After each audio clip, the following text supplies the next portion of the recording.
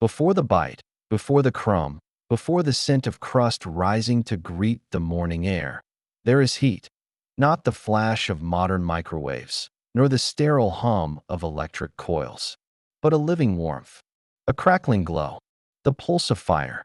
In stone. Tonight, we step not into the fields or the baker's hands, but into the hearth itself, the ancient center of the home, the soul of the village, the very shape of early civilization. Where there was an oven, there was bread. Where there was bread, there was life. Let us walk into the heart of baking, through ash and ember, through clay and smoke, and into the quiet, glowing belly of history. The earliest ovens, holes and stones, the first ovens were hardly ovens. At all. In the Neolithic age, baking happened in open fires, hot stones, pits dug into the earth, ashes were cleared. Flat dough was placed directly on hot surfaces. Stones were covered with grasses, pots, or domes to trap the heat. These makeshift hearths produced simple flatbreads, ash cakes, charred, smoky loaves. In these moments, around flickering flames and blackened stones, bread became more than food. It became a gathering point, clay and innovation. The rise of the tanner in ancient Mesopotamia and Egypt, the clay oven emerged. The tanner, a tall, beehive-shaped structure built from mud or clay, became a fixture in homes and communities. It worked by lighting a fire inside, heating the inner walls, slapping dough against the hot surface, waiting, listening, smelling the result. Soft, slightly charred flatbreads, blistered with heat, smoky with flavor. Tanners are still used today in parts of the Middle East and Central Asia. Living relics of a 5,000-year-old technology. In these ovens, the heat is not violent. It is patient, brick by brick. Roman furnaces and precision. The Romans, ever industrious, took ovens to a new level. Their furnaces were built of stone and brick, dome-shaped for heat circulation, designed with chimneys for smoke control. Bakeries often had several ovens stacked in large buildings, manned by teams of bakers. A single Roman commercial bakery might produce thousands of loaves daily, stamped with the baker's name, delivered throughout the city by cart. Even in Pompeii, ovens stood silent under ash, perfectly preserved, still holding carbonized loaves within. The Romans knew what the world would forget and rediscover many times over. Heat, shaped by stone, is sacred. Medieval village ovens. In medieval Europe, most homes did not have personal ovens. Fuel was scarce. Heat was precious, so villages shared a communal oven. Each family prepared dough at home, carried it in baskets or cloth, marked it with a personal stamp or twig. The oven master maintained the fire. He decided the order. He tended each loaf like a steward of fairness. These ovens were built from stone, clay, sometimes brick. If the village was wealthy, they often stood alone at the edge of town, smoking quietly at dawn, their bellies glowing red with responsibility. The domestic hearth. For centuries, the hearth was the center of the home. Bread was baked in Dutch ovens, clay pots, cast iron kettles buried in coals. The hearth provided light, heat, warmth for rising dough, a surface for flatbreads and cakes. Families gathered near it. Children were warmed by it. Elders told stories by its glow. And when the bread was done, a piece was always set aside for a traveler, for an ancestor, or simply for gratitude. Tools of the baker. A baker's tools were few, but essential. Peel, a long-handled wooden paddle, used to slide loaves into the oven. Dough trough, carved from wood, smooth from years of kneading. Banneton, a coiled basket used for proofing, shaping the dough gently. Scoring knife, lame, to slash the dough, allowing steam to escape. Mop or swab, for cleaning ashes from the oven floor. Each tool carried its own quiet ritual. The sound of wood against stone, the feel of dough beneath calloused palms, the gentle lift and release as bread entered fire. Over time, these tools became extensions of the baker's body. They were not equipment. They were companions. Ovens as sacred spaces. In many traditions, Ovens were treated with reverence that in India, the cholha, a clay or brick stove, was often blessed by women. In Armenia, the toner was sometimes used for both baking and burials. In Jewish homes, ovens were carefully cleaned and ritually prepared for the Sabbath. In Bedouin camps, simple pit ovens were protected from the wind, lined with heated stones. And honored with silence, to neglect an oven was to risk more than burnt bread. It was to break trust with the source of sustenance. The decline and rise of traditional ovens with the Industrial Revolution came. Iron stoves enclosed ovens, gas and electric heat baking became faster, more predictable, but the mystery was lost. Still, in the 20th and 21st centuries, a quiet return began. Artisan bakers rebuilt brick ovens, farmers' markets celebrated wood-fired loaves. Home bakers experimented with cloches and stones to recreate ancient textures even in the age of touchscreen thermostats. There remains something eternal about an oven that holds fire like a memory. Building the hearth anew today, across the world, people build ovens with cob, clay, sand, straw, recycled bricks, old stones, hand-mixed mortar. Shape the dome slowly, let it dry under the sun, build fires, gently listen for the whisper of heat in the walls. These ovens are not commercial. They are not fast, but they are alive. Families bake together. Neighbors share space. Ash and laughter mingle in the smoke. Bread emerges slowly, singed, blistered, perfect. It crackles. It rests. It waits to be broken. The oven as metaphor. The oven is not just a machine. It is a threshold between raw and cooked, between hunger and nourishment, between solitude and sharing. It holds time. It transforms chaos into order. It receives what is fragile and returns what is whole. Every oven, from the humblest pit to the grandest hearth, tells the same story. Wait. Trust. Heat. Rise. Now, close your eyes and imagine. A fire built from quiet kindling, a dome warming. Slowly under starlight, a baker waiting, listening, watching. You are safe near this oven. You are warm. You are home. Sleep now in the glow of ancient heat, where bread is still becoming, and the world is still gentle. Bread is a food of ritual, not just in temples or churches, but at every humble table, every family meal, every soft evening shared among loved ones. Throughout history, bread has not only filled stomachs, it has guided manners, invited meaning, and whispered ancient superstitions at the edges of candlelight, from how it is sliced, to where it is placed, to who receives the first piece. Bread has rules, quiet ones, passed in whispers or woven into everyday gestures. Tonight, we step away from empires and grain silos and into the smallest of spaces, the dinner table, the picnic cloth, the low wooden bench, and we listen because in every crumb there is custom, and in every loaf there is lore. The first slice, who receives it? In many cultures, the first piece of bread is not random.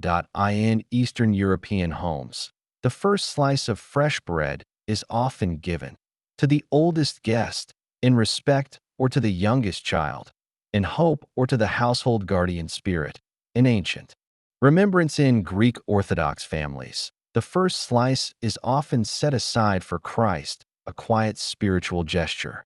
The second for Mary, the third for the poor, and only then for the family. Even without belief, the gesture lingers. To break bread is to include. To receive the first piece is to be blessed.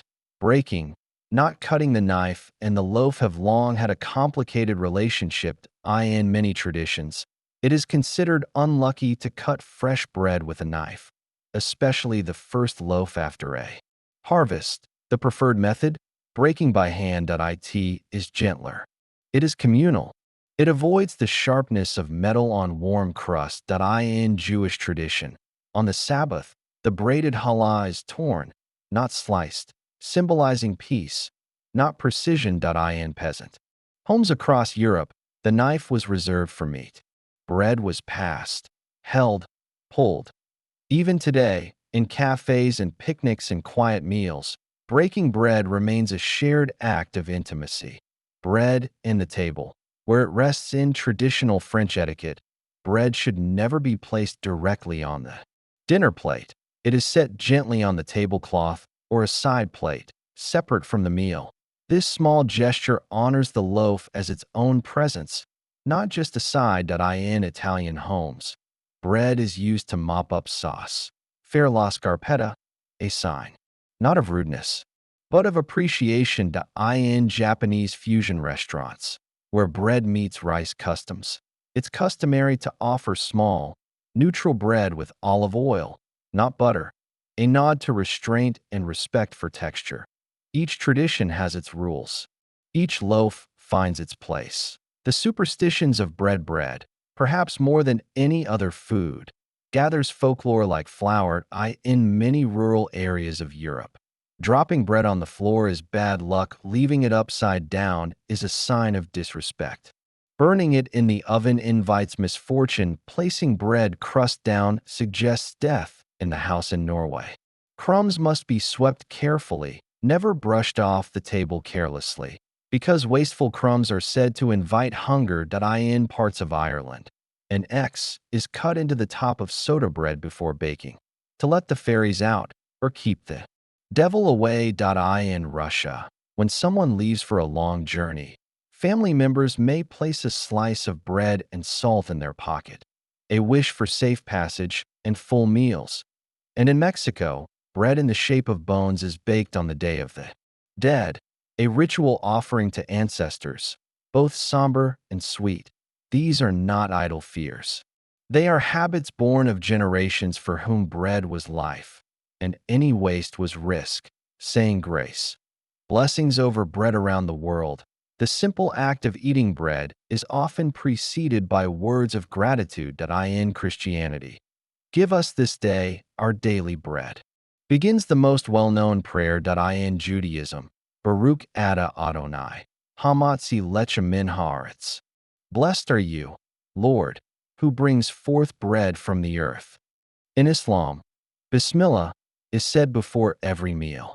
Bread as a gift from Allah must not be stepped on or wasted in secular homes. 2. Heads bow. Even a silent pause before the first bite holds power. It says, we notice, we appreciate, we remember.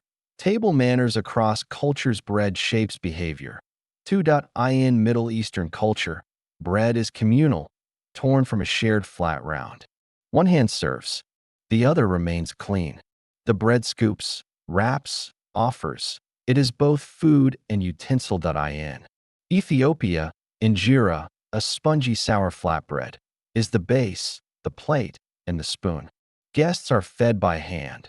An intimate gesture called gersha. In France, bread is never buttered unless it's breakfast. In Germany, butter is expected, but knives are never licked. In England, buttered bread is folded, not stacked. And in the United States, bread is often served with oil, vinegar, butter, or simply placed in a basket, warm and wrapped. Each detail says something.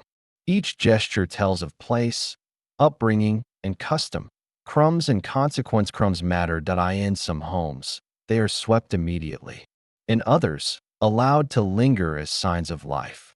Lived, meals shared. In Eastern Europe, leftover bread was often saved for animals, dried for breadcrumbs, or crumbled into soup. To throw bread away was a serious moral failing. Children were told stories of spirits who watched over loaves, of ancestors who frowned when crusts were wasted, of punishments for those who disrespected the daily bread. Even today, in quiet households, older hands wrap uneaten slices in cloth. They kiss the crust. They mutter blessings. They remember harder times. Rituals of the everyday. These customs aren't written. They are passed down through gestures, quiet corrections, familiar habits. A grandmother's frown when a loaf is torn improperly, a father's insistence that the youngest takes the first piece, a mother brushing a crumb from a baby's lip with her thumb. Bread becomes a way of saying, You are loved, you are safe, you are part of something older. Hospitality and humility in almost every culture. To offer bread is to offer peace. In Russia, guests are welcomed with chleb sol, bread and salt. In Middle Eastern tents, flatbread is torn and shared even with enemies. In rural France, to be offered bread and cheese is to be honored. In sub-Saharan Africa, millet bread is offered first to elders. To refuse bread is a strong statement. To break bread is to enter into fellowship. Even in conflict, bread has bridged gaps. Even in silence, bread speaks. Now, breathe gently. Let your breath rise and fall like a warm loaf in the oven. Think of hands passing bread, of soft crusts and grateful glances, of rituals passed in kitchens, not courts. Sleep now, full of quiet customs. And may your dreams be soft and golden as a loaf shared by candlelight. Bread is warmth. Bread is peace. Bread is comfort. But bread is also control. For as long as grain has been grown and loaves have been baked, bread has shaped not only stomachs, but systems. It has been rationed, taxed, withheld, subsidized, weaponized. It has brought crowds to the street and emperors to their knees. Behind every quiet bakery window lies a hidden chain, stretching through governments, empires, taxes, and revolutions. Tonight, we walk a subtler path, not through flour and fire, but through policy and protest. Let us sit in stillness. Let the political heat cool into historical calm. And together, explore the long, uneasy relationship between bread and power. Bread as a right to eat is a biological need. To eat bread, however, became a social expectation as civilizations formed. Rulers realized that hungry people were dangerous people, and so, across time and place, states stepped in ancient Rome. The government established the annona, a grain dole that distributed free or subsidized wheat to citizens. Emperors who ensured a steady supply were celebrated. Those who failed faced riots. In medieval Europe, some towns required bakers to sell a fixed-size loaf for a set price. In Islamic cities, market inspectors ensured that bread was fair in weight and price. Violations could result in public flogging. In all cases, the message was clear: bread is not just food. It is a contract between ruler and ruled. The assize of bread in 13th century England. A law called the Assize of Bread and Ale standardized the price and weight of bread based on the market cost of grain. Bakers who violated the rule could be fined, shamed, pilloried, or have their loaves confiscated and given to the poor. Inspectors would roam towns with scales and measuring rods. A dishonest crust could lead to punishment. The law stayed in force, astonishingly, for over 600 years. Why? Because bread was not left to chance. It was too central to public peace. Revolution in the oven. In the late 18th century, France teetered on the edge of collapse. Grain prices soared. Harvests failed. Bread became scarce. And what remained was priced beyond reach. In 1789, desperate crowds stormed bakeries, mills, and grain stores. When Queen Marie Antoinette allegedly said, "Let them eat cake," she may have meant brioche, rich bread, but the phrase became a symbol of royal detachment and of bread as the line between life and revolt. The French Revolution was not born in salons or speeches, but in breadlines. Breadlines and ideology. In the 20th century, both capitalist and communist systems grappled with bread. In the United States, the Great Depression brought soup kitchens, free bread, signs. Long lines of hungry workers. Bread became a symbol of failure and of charity. In the Soviet Union, bread was considered a birthright, but poor planning, droughts, and political purges led to shortages. In Ukraine, the 1932-33 famine, Holodomor, resulted in the deaths of millions. Grain had been exported, even as rural families starved. Official posters declared, "Bread is sacred." But in practice, bread was withheld. In both systems, bread was more than nourishment. It was a mirror of ideology. Bread riots around the world from Cairo to Caracas. When bread becomes unaffordable, streets erupt. Egypt, 1977. The government removed subsidies. Prices rose overnight. Thousands protested. At least 70 were killed. Tunisia, 1984. Bread riots spread across cities. A young generation rejected both poverty and silence. Sudan, 2018. Bread shortages triggered demonstrations that eventually led to regime change. Lebanon, 2020 to 2023. Inflation made bread scarce. Long lines formed. Tensions flared. Each of these was not just an economic event. It was a moral one that when people cannot afford the most basic loaf, they question everything else. Bread as propaganda. Rulers have long used bread as symbol and spectacle. In Rome, the phrase panem et circenses, bread and circuses, described the tactic of pacifying the public with food and entertainment. In 20th century Italy, Mussolini promised, "Our land will give us wheat," launching the battle for grain, a push for agricultural self-sufficiency. Posters showed golden fields, strong workers, smiling bakers. In the U.S., wartime posters asked citizens to waste less bread, eat corn or oats, save wheat for soldiers' bread was no longer just daily food. It was a patriotic act. Modern food insecurity today, bread remains central to food policy. Globally, over 2 billion people face moderate to severe food insecurity. Bread subsidies still operate in Egypt, Morocco, Iran, Venezuela, but these systems are fragile, susceptible to inflation, war, and climate change.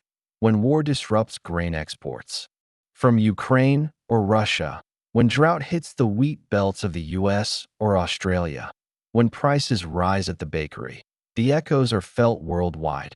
Bread, it seems, is never just local. Bakers on the front line during every crisis. Bakers are among the first to respond and the last to be recognized. In besieged cities, they continue baking, rationing flour, feeding neighbors. In refugee camps, they build makeshift ovens. In rural towns, they keep traditions alive with little more than ash and skill. Bread is often the first comfort to return. Even before electricity, even before peace, quiet resistance, and sometimes bread becomes resistance itself. In Nazi-occupied Poland, underground bakeries fed the resistance. In apartheid South Africa, women formed co-ops to bake and distribute bread in townships. In Syria, volunteers rebuilt bombed bakeries with salvaged bricks and hope. These loaves were not bought or sold, they were shared, risked for, loved into being. Bread in the social contract. Every loaf, at its quietest level, says, "You belong. You will be fed. You are not forgotten." When bread is present, so is trust. When bread is gone, when its price soars, when its crust hardens from absence, people rise. So now, let us rest. Let us honor the bakers who dared, the farmers who persisted, the mothers who stretched one loaf across 7 plates, the strangers who shared their last slice. Let us remember that bread is not just food, it is a promise, and in the soft dark of night, let that promise keep you warm. Bread begins not with flour, not with kneading, not with fire, but with a seed, tiny, humble, almost forgettable, carried in palms, tucked in satchels, sewn into borders. Seeds of wheat, rye, barley, corn, these are the true travelers of history. Tonight, we turn our eyes away from ovens and bakers, and instead, we follow the slow, quiet march of grain, across rivers and deserts, over mountains and through centuries. Because before a loaf can rise, before a crust can crackle, there must be a field. There must be grain. There must be a journey.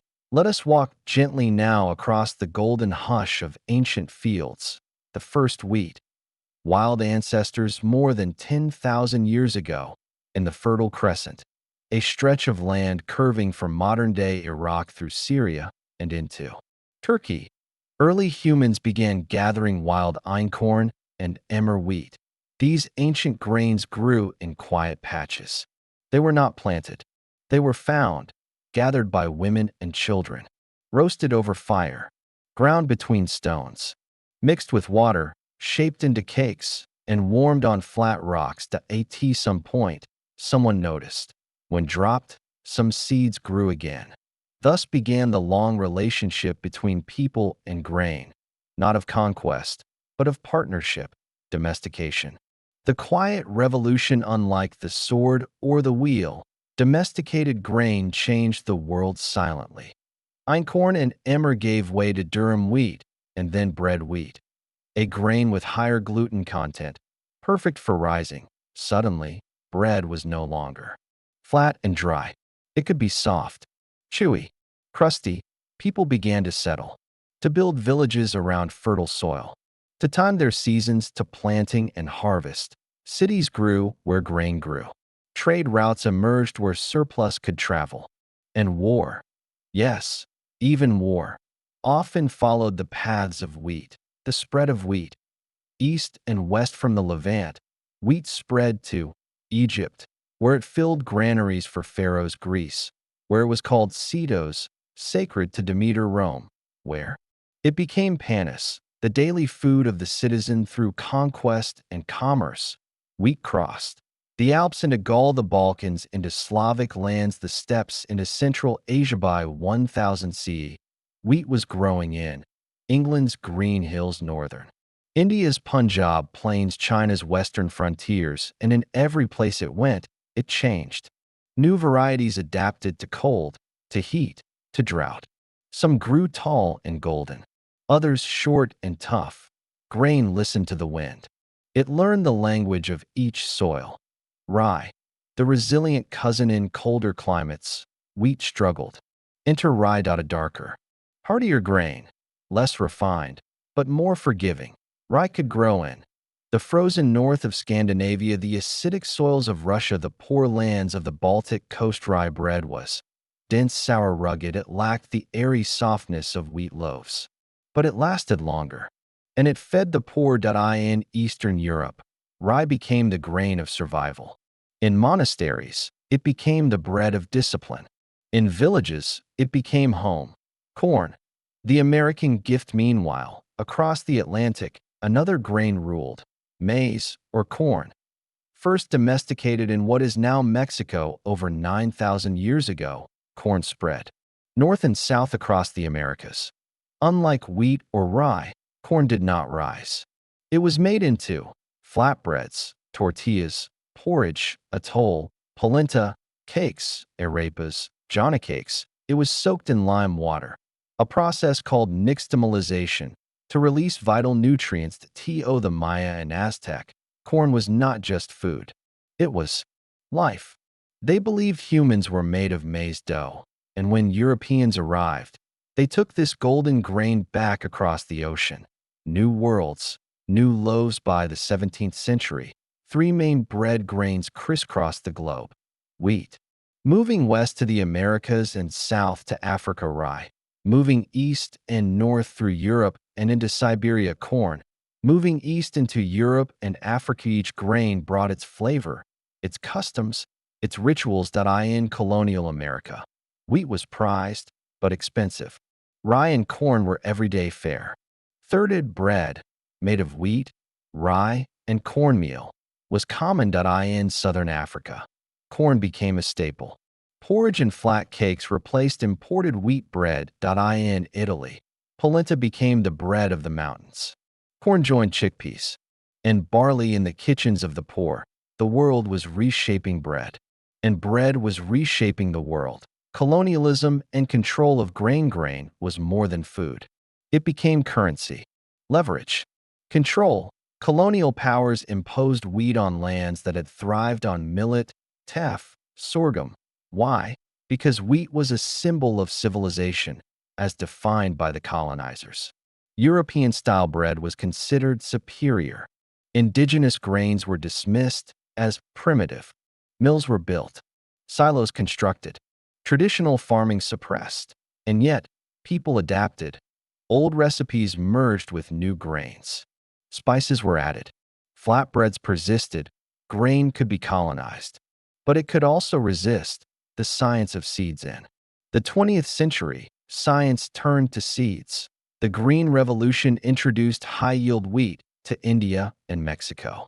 New hybrid corn varieties boosted yields across the globe, but the cost was loss of biodiversity, dependence on fertilizers, decline of heirloom grains, traditional wheats, spelt, emmer, einkorn, faded from fields. Yet today, in small farms and seed banks, they are returning.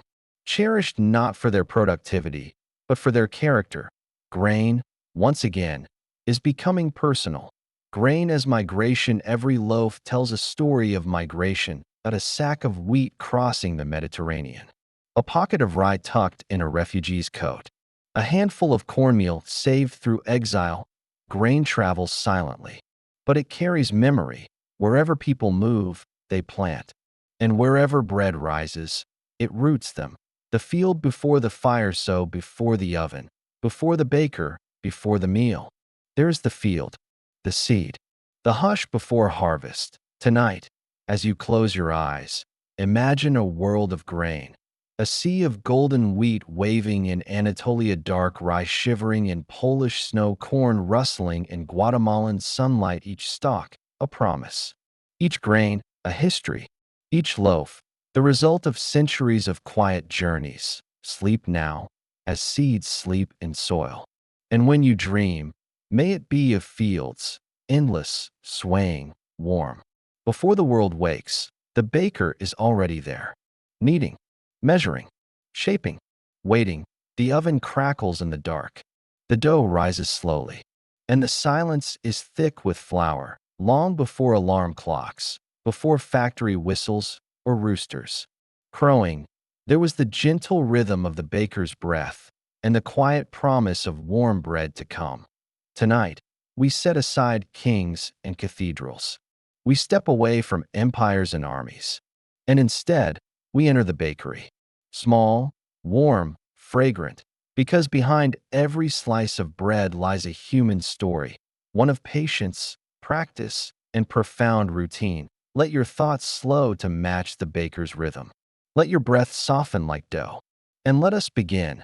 Dawn of the profession. The first bakers were not professionals. They were mothers, grandparents, nomadic cooks kneeling beside stones. But by 3000 BCE, in places like Sumer and Egypt, baking began to take shape as a dedicated craft. Not everyone had an oven. Not everyone had time. And so, those with skill and heat began baking for others.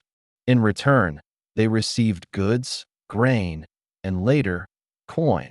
Thus, the baker was born. A quiet, early riser, a watcher of time, a master of waiting. The ancient Egyptian baker in bustling cities like Thebes and Memphis, bakeries stood near temples and markets. These were not cozy storefronts. They were outdoor spaces, crowded and hot. Bakers shaped dough with wet hands, fired loaves in tall, clay ovens called tanners, used emmer wheat, a rough grain that required soaking, grinding, sifting. Some loaves were plain. Others were sweetened with dates, figs, or honey. In tomb paintings, bakers are shown in rows, mixing, patting, stoking flames. They are not named, but they are always there. Even in eternity, bread must be made. Greece.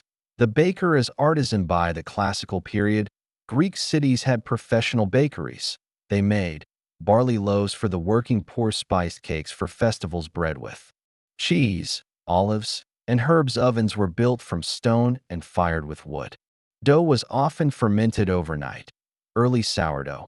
Bakers kept their starter cultures hidden, passed down through families, alive, bubbling in clay pots. And in marketplaces, the smell of baked bread mixed with olive oil and sun-warmed marble. The baker was no longer a laborer. He was an artisan, a creator of daily joy. Rome. The rise of the bakery. Rome took baking to an industrial scale. By the 2nd century CE, the city had hundreds of bakeries, many operated by freed slaves. The state even employed official bakers, pisters, to ensure grain distribution. Large rotary mills ground flour. Bakers worked in shifts to supply fresh bread for soldiers, officials, and citizens. Each loaf was stamped with the baker's seal, baked in communal ovens distributed from carts or stalls. The rhythm of the Roman baker's life was precise. Midnight. Mix and knead 2 a.m. First rise 4 a.m. Oven fires lit 6 a.m. Bread sold and by midday. Rest. But the work never really stopped. Medieval bakers and the guild in Europe's Middle Ages. Bakers became part of guilds, structured associations that protected quality and trade secrets. To be a baker was to apprentice for years, learn fermentation by smell and touch, master oven heat by intuition. Bread laws were strict. Weights were checked. Prices were fixed. A dishonest baker could face public shaming, fines, time in the stocks, or, in extreme cases, banishment. But most bakers were deeply respected. They worked when others slept. They fed the hungry before dawn. The village baker and the communal oven. In rural villages, few homes had ovens. Instead, communities shared a village oven, maintained by a single boulanger. Families prepared dough at home, carried it in baskets, marked it with initials or symbols. The baker arranged loaves carefully, turned them with long wooden paddles, watched them through ash and heat.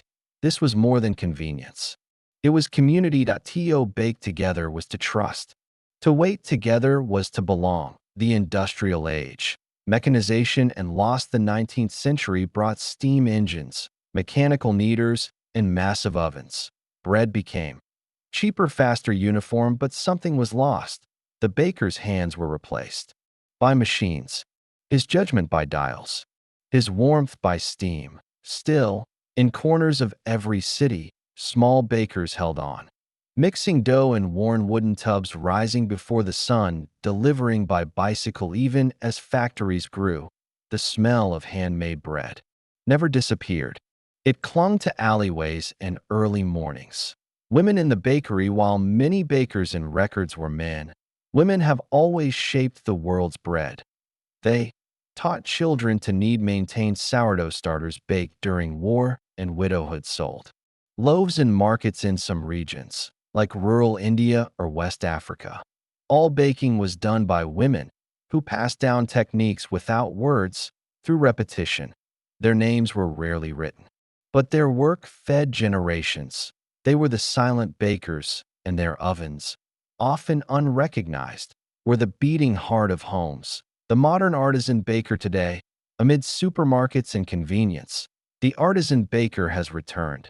These bakers rise at 3 a.m., mix by hand, ferment slowly, bake in stone oven, sell at farmers markets, cafes, or small shops. They talk of crumb structure, hydration ratios, wild yeast colonies, crust acoustics, but at heart, they are keepers of the old rhythm. Wait, watch, listen, feel. Their loaves tell time. Their days begin in quiet. Their work speaks in warmth. A day in the life. Then and now. 4 a.m. The bakery is dark. Only the oven glows. 5 a.m. The first doughs are folded. Coffee brews. 6 a.m. The air smells of yeast, heat, and flour. 7 a.m. The first customers arrive, rubbing sleep from their eyes. 8 a.m. Crusts crackle. Butter melts. Silence becomes gratitude. This day could belong to a Roman, to a Parisian in 1750, to a baker in Istanbul or Kyoto, to a woman in a mountain hut. The tools change. The hands remain.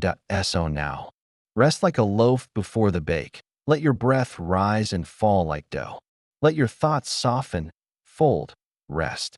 Let the heat of ovens long past keep you warm. You have walked through flour and time. You have watched the world wake with bread. Sleep now, baker. Your loaves are ready, and the dawn will come. Bread is food. Bread is family. Bread is history. But bread is also divine. Across ages and empires, across languages and lands, bread has risen from flour and fire to become something more, a symbol, a sacrament, a metaphor for the sacred, and no other. Food appears so often at the intersection of daily life and cosmic meaning. Bread feeds the body, but it also stirs the soul. Tonight, we kneel beside the ancient altars. We enter temples, churches, kitchens, and quiet places of prayer. We watch as bread is baked not for hunger, but for holiness. Let the scent of sacred flour fill the silence. Let your breath follow the slow rhythm of ritual. And let us begin. Bread and the mystery of life in nearly every early civilization, grain, and its transformation into bread was linked with life itself. The act of planting, growing, grinding, mixing, and baking was seen not just as labor, but as creation. Flour came from the earth. Water came from the sky. Heat came from fire. Together, they made something living. The rising of dough, spontaneous and warm, seemed magical. Invisible forces working through ordinary hands. This is why bread became sacred. Not because it was rare, but because it was familiar and mysterious at once. Egypt, bread for the gods, and the dead in ancient Egypt, bread was both offering and provision. In temple rituals, priests presented loaves to gods, carefully shaped, sometimes sweetened with honey, marked with sacred symbols. Every morning, fresh bread was laid at the feet of deities like Osiris and Ra. At night, the bread was removed and eaten by priests. But the divine did not keep the bread. The people did. Bread was also placed in tombs, alongside oils, dates, and beer. It was believed that the dead would need sustenance on their journey through the underworld. Not jewels, not weapons, but bread. Judaism, manna from heaven, and the Sabbath loaf in Jewish tradition. Bread is deeply woven into sacred memory. When the Israelites wandered the desert, God sent manna, a mysterious, flaky substance, to sustain them. It appeared with the morning dew. It melted in the sun, and it tasted like wafers and honey. Manna was a miracle of daily bread. Later, in settled life, the Sabbath brought another ritual. On Friday evening, a braided loaf called challah is placed on the table, covered with a cloth, blessed with ancient words. Point 2. Loaves are set out, symbolizing the double portion of manna gathered before the Sabbath. Before the meal begins, the bread is torn, not cut. This act is not casual. It is covenantal. It reminds the faithful that even in rest, bread is sacred. Christianity. The loaf as body. No religious bread is more symbolically charged than the Christian Eucharist. In Catholic and Orthodox liturgies, unleavened or leavened, bread is consecrated with these words: "This is my body, broken for you." The loaf is broken by the priest, shared among the faithful, received in silence or song. This is not metaphor for many. It is mystery. The bread becomes, or contains, divine presence. In every church, no matter how humble, this bread is baked with care, handled with reverence, never wasted. Even the crumbs are sacred. And so, from Last Supper to altar rail, bread remains the heart of Christian ritual. Islam.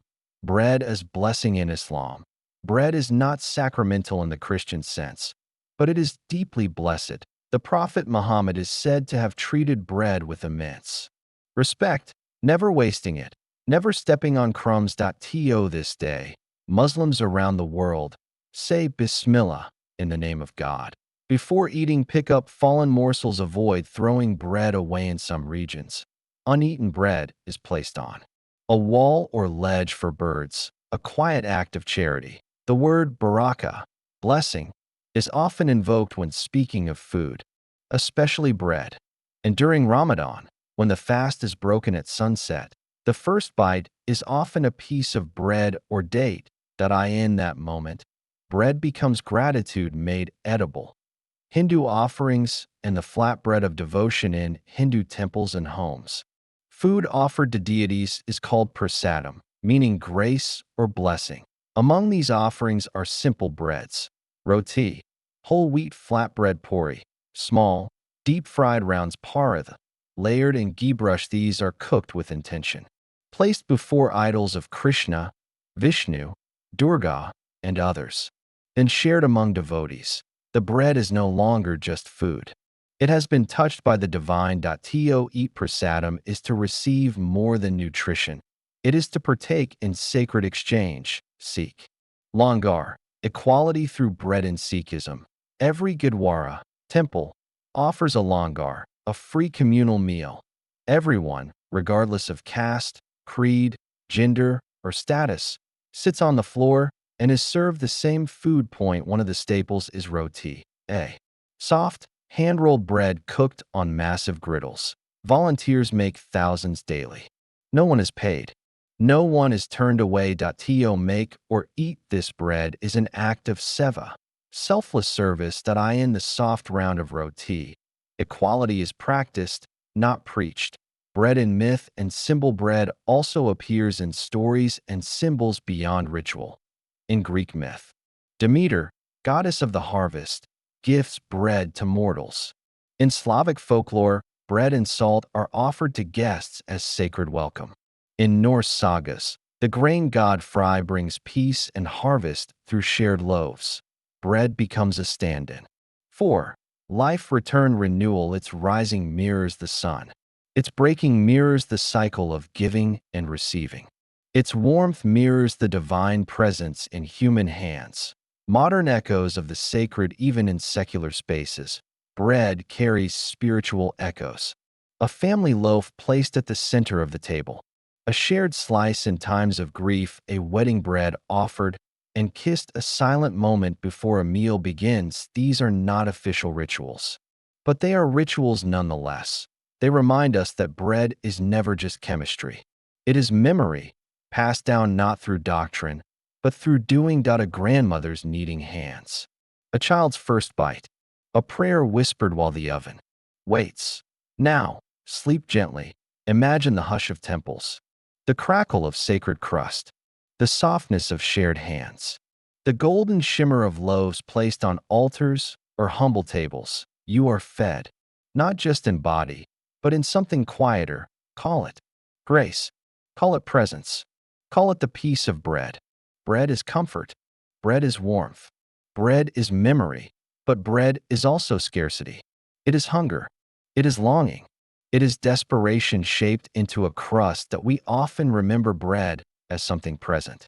But in the darkest pages of human history, it is bread's absence that speaks loudest. Tonight, we enter a quieter realm, a harder realm. The history of bread in times of famine, war, and loss.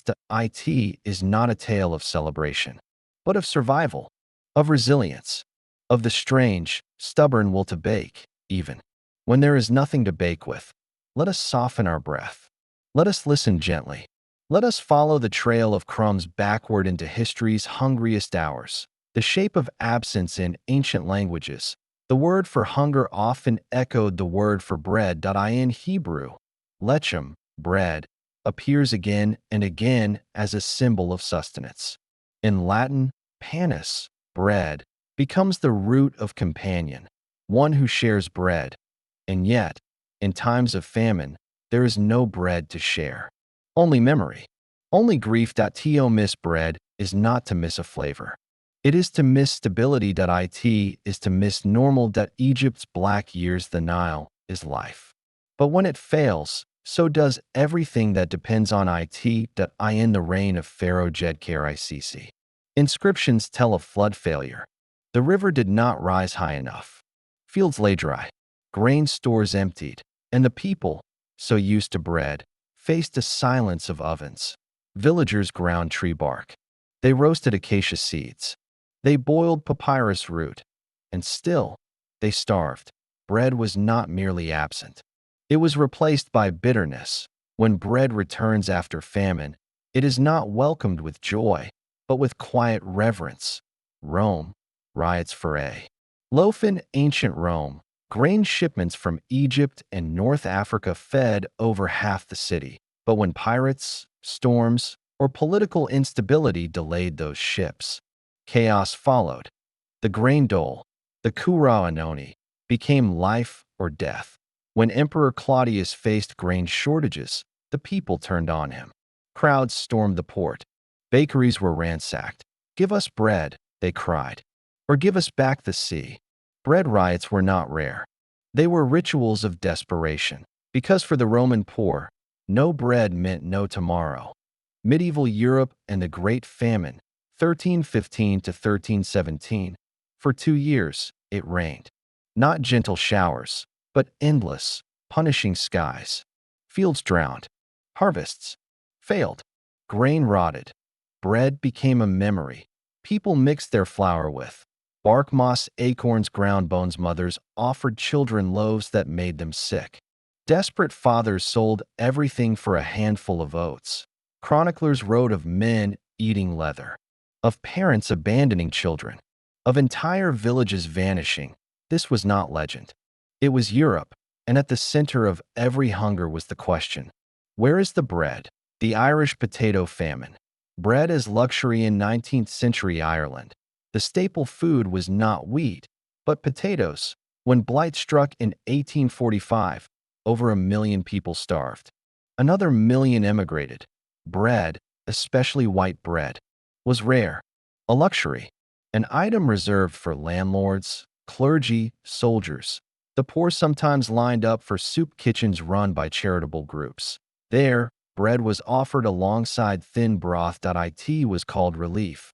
But for many, it was humiliation, a reminder that even the simplest loaf was no longer theirs. World War I. War bread and sawdust loaves. During the First World War, wheat became scarce across Europe. Governments issued ration cards. Bakeries limited production, and loaves changed. In Germany, war bread, Kriegsbrot, was made with rye, barley, potato starch, even ground straw. Some recipes included cellulose fibers, essentially sawdust, to stretch the dough. The result was gray, dense, and tasteless, but people ate it. Not because they wanted to, but because there was nothing else. Children forgot the flavor of crust. Mothers wept over ration books. The absence of bread was more than hunger. It was the erosion of hope.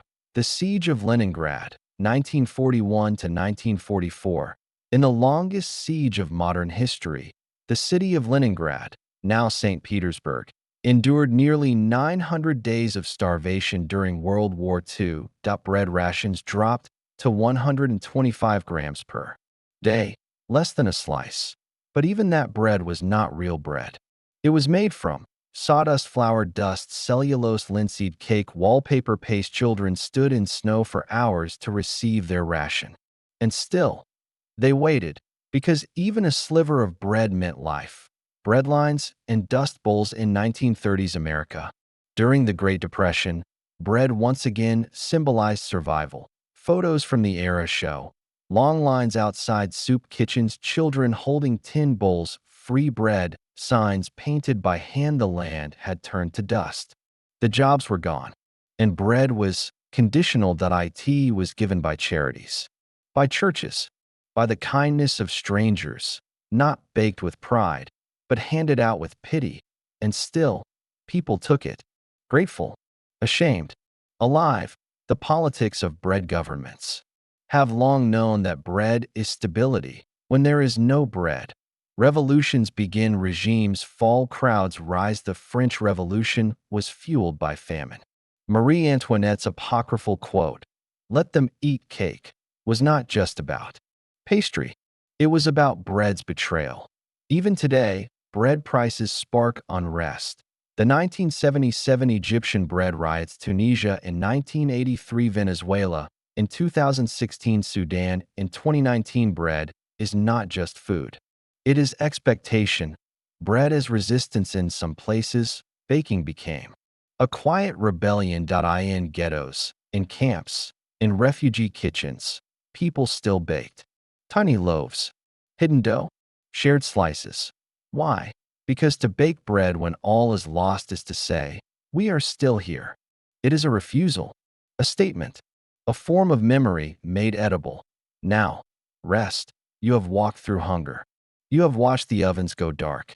You have listened to the silence of empty fields and forgotten granaries. Let your breath slow. Let the warmth return. Somewhere, even in the hardest hour, someone bakes. Even now, because bread endures. Even when it vanishes. Especially then. Bread is never only bread. Not when it is torn and passed. Not when it is offered with a smile.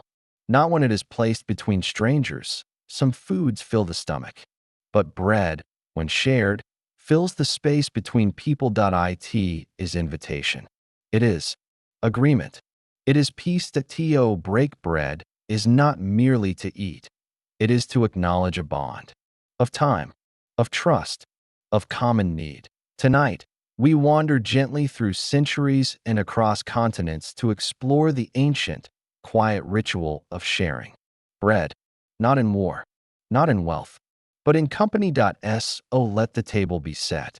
Let the loaf be warm, and let the story begin. The first shared loaves long before writing, before cities or coins, humans gathered in circles. By fires, by rivers, by caves, they shared food. And somewhere, one day, they shared bread, the oldest communal ovens, dating back over 9,000 years, have been found in places like Catalhoyuk in modern-day Turkey. Simple domes, charred stones, ashen seeds, bread made there was not personal. It was collective. One oven, many hands, many mouths. A rhythm began. Mixed together, baked together, eat together, and that rhythm has never really stopped. The Semitic table, bread as offering in ancient Hebrew tradition. Bread was central to hospitality. To enter a home and be offered bread was to be welcomed, protected, honored. This was not merely custom. It was lawful grace. In the story of Abraham, strangers arrive at his tent. He runs to greet them. He tells his wife, Sarah, to prepare bread, not a request, a sacred obligation, because refusing to share bread with a guest was a kind of violence, an inversion of trust. The loaf, once broken, sealed a covenant. You are safe here.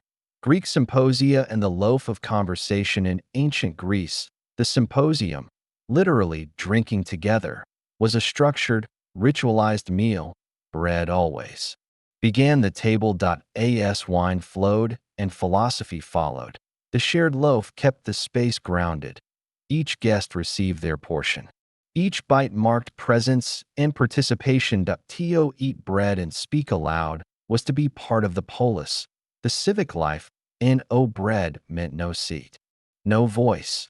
The crust became a kind of invitation to speak and to listen. Roman tables and the act of tearing. In Rome, bread was placed on shared boards, not individual plates. Guests tore pieces from the same loaf. No knives, no cutting. Why? Because tearing bread was seen as equalizing. Everyone's hand touched the same food. Everyone participated. In the act, the emperor tore, the senator tore, the slave toward the table. For a brief, fleeting moment, all were hands reaching toward warmth. And when the meal ended, leftovers were not discarded. They were sent to neighbors or to the poor. The loaf continued its journey. Christianity and the communion of crumbs. Few rituals express shared bread more clearly than the Eucharist. In the Christian tradition, believers gather and receive a small piece of consecrated bread. This is my body, says the liturgy. Take and eat. The bread is broken, distributed, consumed in silence or song. And though the loaf is shared, the meaning is whole. In tiny fragments, crumbs, really. The community becomes one. A thousand mouths. One act. A ritual of presence, Islamic hospitality, and bread as blessing. In Islamic culture, hospitality is sacred, and bread is often its symbol. To enter a home and refuse bread is unthinkable. To eat alone is discouraged. To share bread is an act of barakah, blessing. Traditional meals in many Muslim communities are eaten from a common dish, with bread used to scoop, pinch, lift. Each hand moves with care. Bread is never dropped. Crumbs are gathered. And when a guest visits, the host often says, "You honor me by sharing my bread." It is not poetry. It is truth. The Jewish Shabbat and braided loaves every Friday evening. Across Jewish homes, a ritual begins. Candles are lit, wine is poured, and challah, a soft, braided loaf, is placed on the table beneath a cloth. A blessing is recited. Blessed are you, who brings forth bread from the earth. Then, the loaf is torn, never cut, and passed. Each hand receives. Each bite is rest. This act is repeated weekly. A rhythm across generations. To break bread on Shabbat is to say, we stop now. We are together. We remember. Ethiopia and the Injera circle. In Ethiopian tradition, bread is not only food, it is plate and utensil. Injera, a spongy flatbread made of teff, is laid across a large tray. Various dishes, lentils, meats, vegetables, are placed on top. Everyone eats together, using pieces of injera to scoop. No forks. No hierarchy. Point one tray. Many hands. To feed someone else with your hand. A gesture called gursha is a sign of deep love and respect. Bread here is not just shared. It is given. Medieval feasts and the bread trenchers in Europe's Middle Ages. Bread became the plate. Thick slabs of stale bread, called trenchers, were placed in front of guests. Food was heaped atop them. Stews, meats, sauces. The bread soaked. It all. After the meal, the wealthy discarded the bread, the pious gave it to the poor, the hungry waited for it. Even when not eaten together, bread passed between social layers. A crust here, a bite there, and still, it connected. Bread and the modern table. Even today, in cafes, homes, and banquet halls, bread remains the first gesture of welcome. A basket arrives. Slices are passed. Butter is spread. Hands reach across. Bread softens. Awkwardness fills silence. Signals you are not alone. To eat bread together is to acknowledge each other, to see and to be seen, whether in silence, laughter, prayer, or peace. The breaking of bread remains one of the last shared rituals in a divided world. You may rest now. The table is cleared. The loaf is gone, but the warmth remains. Imagine hands reaching, loaves torn gently, a child's laugh, an elder's nod, the slow hush of a meal ending in peace. Sleep easy, you have broken bread. And somewhere, someone has broken it for you. Bread has always been more than food. It is time, memory, ritual, and survival. But there is another layer, thin, golden, and often taken for granted. The crust, that fragile, firm boundary between what is and what could be. A protective shield, a signal of readiness, a moment when dough becomes bread. Tonight, we lean in closer, not to empires or altars, but to ovens and tables. We trace the rise and crackle of crust through time, from ancient stones to modern steam ovens, to uncover how texture and technique shaped the flavor of civilization. The story is not just about bread. It is about how bread felt, sounded, smelled, and broke beneath your fingers. So let the world slow. The fire's warm, the crust crisp. And let us begin. Crust as signal in every age. The crust spoke first. It told the baker, the bread is done. It told the eater, this will satisfy. It told the community, something warm is ready. Before thermometers, before timers, before steel trays, people knew bread was ready by the sound of tapping. A hollow thump meant cooked through. The color, golden brown or dusty tan. The smell, a rich, deep scent drifting through the air. The feel, resistance beneath the knife. Crust wasn't decoration. It was the announcement. A silent one, perhaps, but unmistakable. The first crusts, flatbreads and fire, the earliest breads, baked on hot stones or inside earthen ovens, had no dramatic rise. But they had crust. Consider the tanner oven of Mesopotamia and South Asia. Dough was slapped against hot walls. It baked in seconds. What emerged was crisp on the outside, chewy inside, lightly charred, flecked with ash. These early crusts were more than texture. They protected the bread from insects. They helped preserve it longer in the heat. And they carried the memory of fire, smoke, stone, and sun. Ancient Egypt. Loaves with character in ancient Egyptian tomb paintings, we see loaves with deeply defined forms. Dome-shaped with firm tops, flat loaves with folded rims, twisted ring breads. With golden edges, why the emphasis on shape and crust? Because crust was identity. A well-formed crust could indicate the type of flour used, reveal the baking method, distinguish ritual from daily bread. The sacred breads offered to gods often had stamped crusts, symbols pressed before baking. These marks held meaning, prayer, and reverence, all in a golden shell. The Greeks and their glazed loaves. In classical Greece, bread making advanced significantly. Bakers added honey, oil, milk, spices. Some loaves were brushed before baking with glazes made of oil, water, or even wine to deepen the color and firm the crust. Others were wrapped in leaves. Still others baked inside clay vessels, where steam created a more tender crust. The Greeks named dozens of bread types, each with a specific texture and outer layer. Artokrias, meat-filled bread with a crust to seal the flavor. Plakis, layered flatbreads with sweet fillings and a crisp edge. Capiria, barley loaves with a rough, hard crust. Every crust told a story. Every crunch had a name. Rome and the bakers' seal. The Romans took crust to another level. Loaves were often stamped before baking. These stamps included the name of the baker, the bakery's location, sometimes the name of the patron, or a statewide stamp bread, because Roman cities were crowded. Bakeries baked loaves for dozens, sometimes hundreds, of people at once. To make sure each person got their bread and not someone else's. Crust became a record, hard enough to preserve a name, firm enough to return the loaf to its owner. A crust was proof.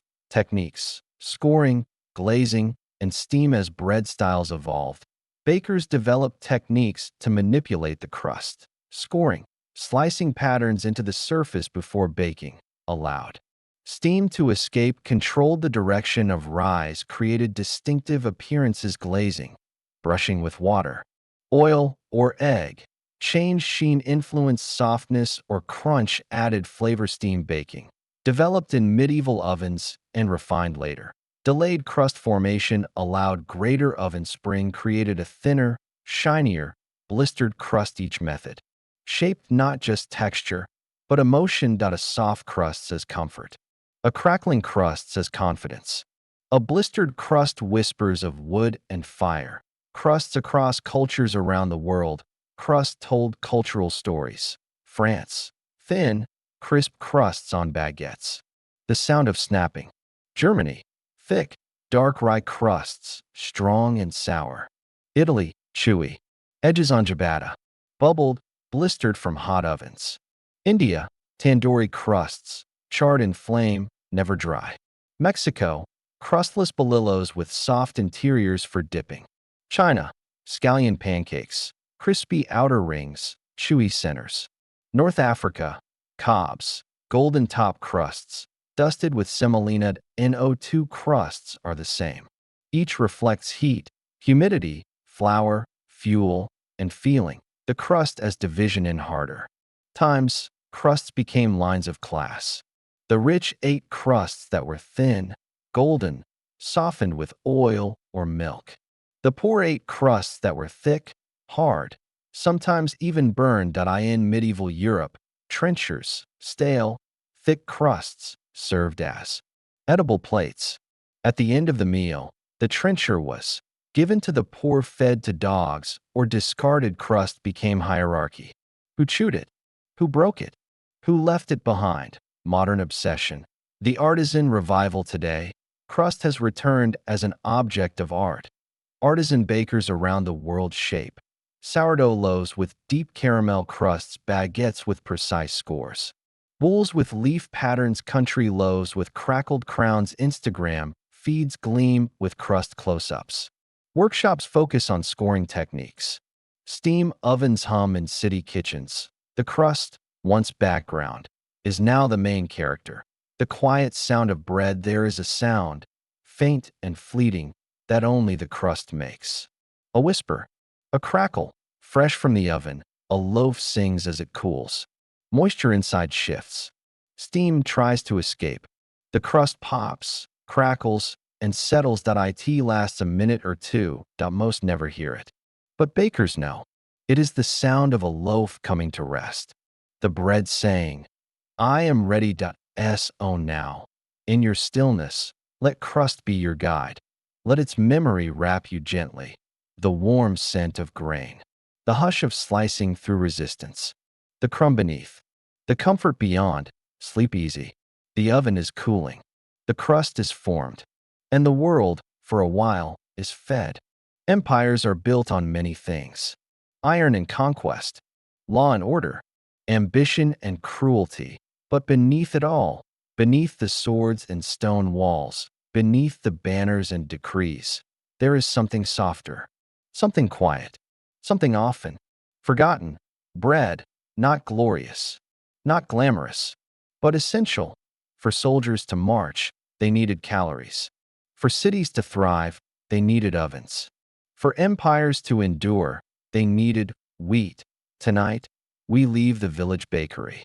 We step past the temple altar, and we enter the machine of the ancient empire, powered not by gold, but by grain. The grain roads of empire. Grain is heavy. It spoils. It attracts pests. It requires infrastructure. That's why, in ancient empires, controlling the grain meant controlling everything. Wheat fields became imperial assets. Mills became strategic sites. Bakeries became military outposts. Consider Rome. The Roman Empire did not just conquer land. It conquered agriculture. North Africa, Egypt, and Sicily became grain provinces. Ships full of wheat sailed up the Nile, crossed the Mediterranean, and entered the harbors of Ostia, Rome's port. From there, grain was hauled inland, stored in granaries, distributed to state-run bakeries, transformed into bread for the people. Annona, the bread bureaucracy. The Annona was Rome's state grain supply system. It was a massive operation, one of the largest public welfare systems. In the ancient world, at its peak, Rome gave out free bread to over 200,000 citizens every month.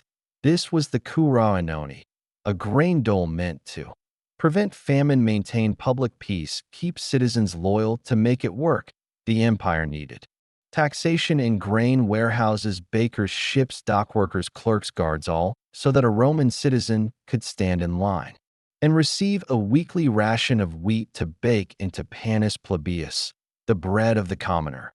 Bread and the Roman army. The Roman legions were known for discipline, for roads, for strategy, but they were also known for something far more basic: baking bread.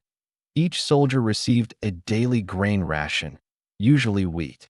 They carried a small grinding stone, hand corn, a cloth sack for grain, a metal or clay baking pan, a knife. When the army made camp, soldiers ground their wheat into flour, kneaded dough, formed round loaves, and baked them in improvised earth ovens.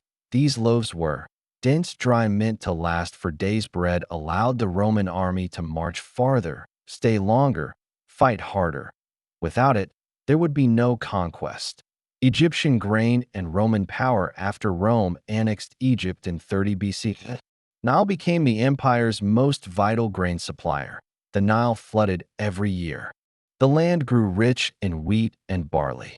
Farmers planted, harvested, loaded grain onto barges. These shipments were not optional. A failed shipment could cause riots in Rome, which is why Roman emperors stationed legions not just on borders, but in grain provinces. Bread had become a strategic resource, not food.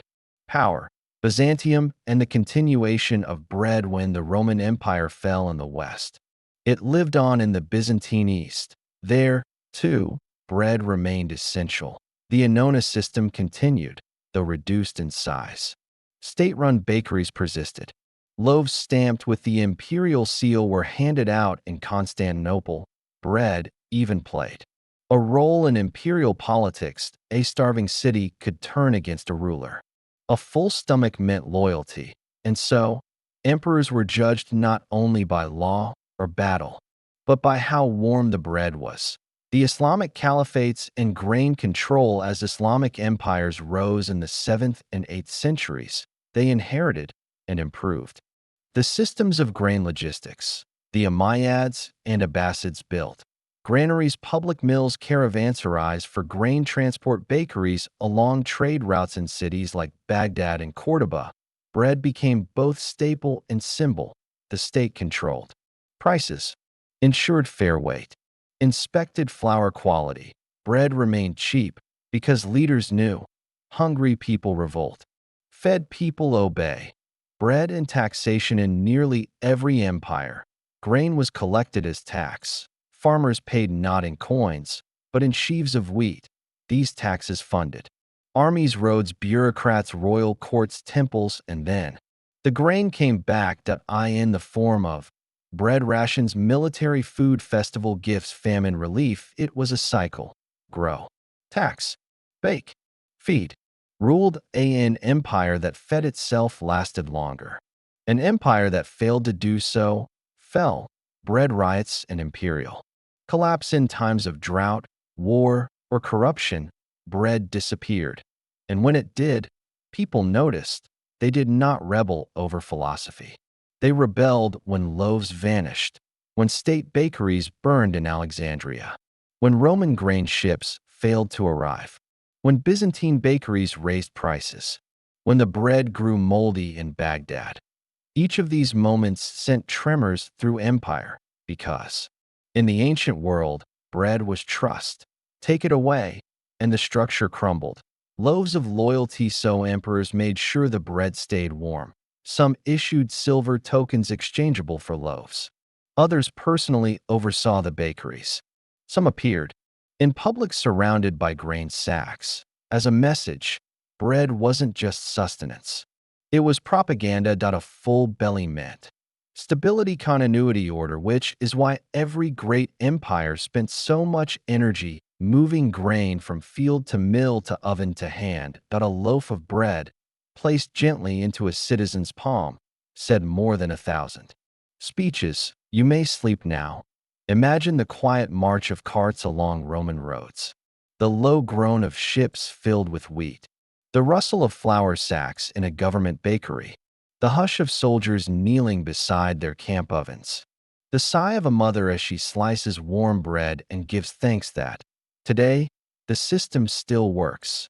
Empires rise, empires fall, but the bread must be made, and in some way, it always is. Bread is humble. Flour, water, fire. A simple formula, endlessly repeated. But behind that simplicity lies a world of hierarchy, labor, and control. In this chapter, we slow down and listen not to kings or priests, but to the quiet footsteps of those who made bread daily. The millers, the grinders, the bakers, the hands that mixed and kneaded, the backs that bent, the arms that ached. This is the soft, forgotten history of the workers of bread. Not warriors, not poets, but laborers who, by feeding the powerful, became powerful themselves or remained shadows in the corners of civilization. Tonight, we descend beneath palaces and temples into the kitchens and ovens where class was shaped in crust and crumb. Bread as daily necessity for most of human history. Bread was not an occasional indulgence. It was the core of the diet. In ancient Mesopotamia, Egypt, Greece, and Rome, estimates suggest 50 to 80% of daily calories came from bread, and yet, very few people actually owned the ovens, the mills, the grain, which meant many did not make bread from start to finish.